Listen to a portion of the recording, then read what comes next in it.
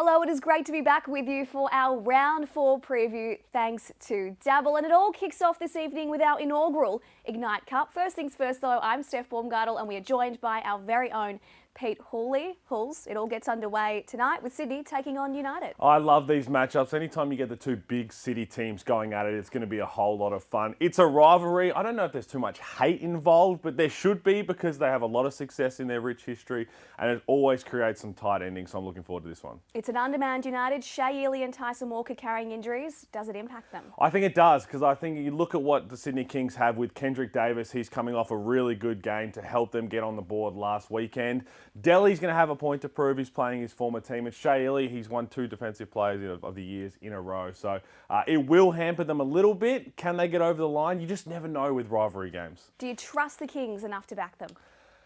It's hard. It is hard. I mean, you look at them, they are the favourites because they're on their home floor. But I tell you what, they don't have an answer for Jesse Edwards. Jesse Edwards is a massive, massive problem for their size or lack thereof. So that's something I'm going to keep a keen eye on. And Milton Dora right now, you saw what he did against the New Orleans Pelicans last week. He's going to be feeling even better about himself. So I think that's a really nice price for Melbourne United. Thursday Night Hoops takes us to Adelaide against the Jack Jumpers and Hulls. It is shaping up as the match of the season, Bryce on Bryce. I can't wait for this. I mean, you've got Bryce Cotton. Anytime you've got the 5-time MVP in action, you'll want to see what he's capable of. He's already putting up historical numbers, averaging 33.5 points through the first 2 games.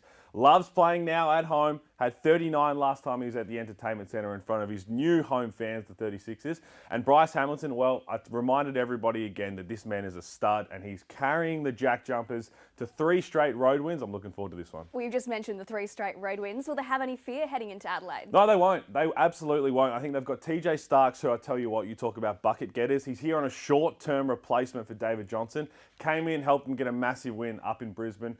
There was a little bit of iffiness down the stretch with the refereeing, but it doesn't matter because it's a win to Tassie. They'll go in there feeling very, very confident. And again, the way they play, that price right there for the Jack Jumpers is ridiculous to me. So I'm looking at the Jack Jumpers saying if they can win 3 on the road, they can win 4. Handy tip, because it definitely isn't reflected in the price there. No, it's not. I think that's because you look at the 36ers. They've had 2 massive wins to start the season. They went up to Cairns and absolutely demolished them.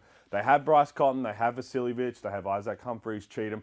Superstars absolutely everywhere. But the Jack Jumpers will try and slow it down. They'll play physical. They'll grind it out. So that shocks me. And that's why a team that won a championship 2 years ago, my eyes are going all there.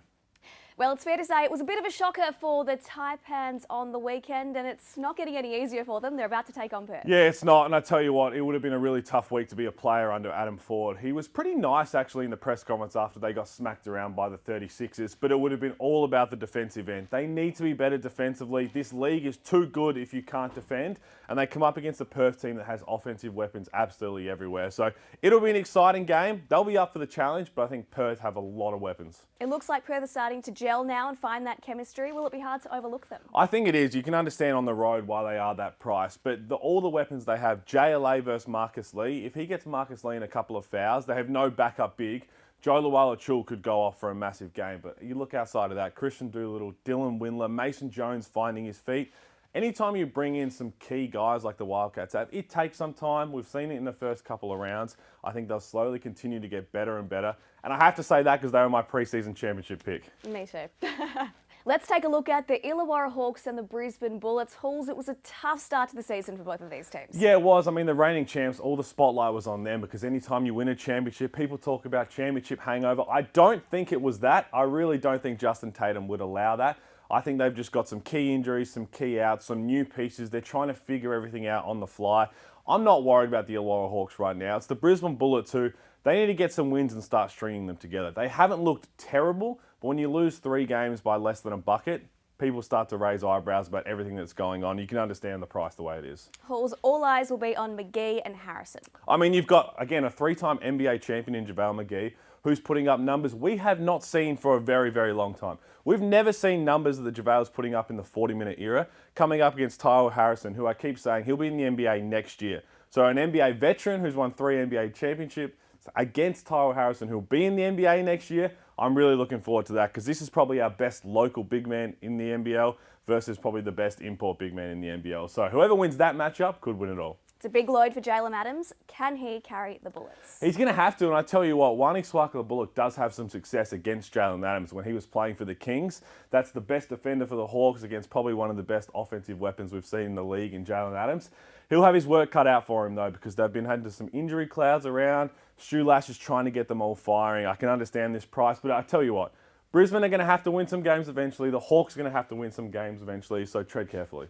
Well, it's a massive round of hoops ahead. We hope that Halls and I have given you something to look out for. Thanks for joining us for our Round 4 preview, courtesy of Dabble. You win some, you lose more.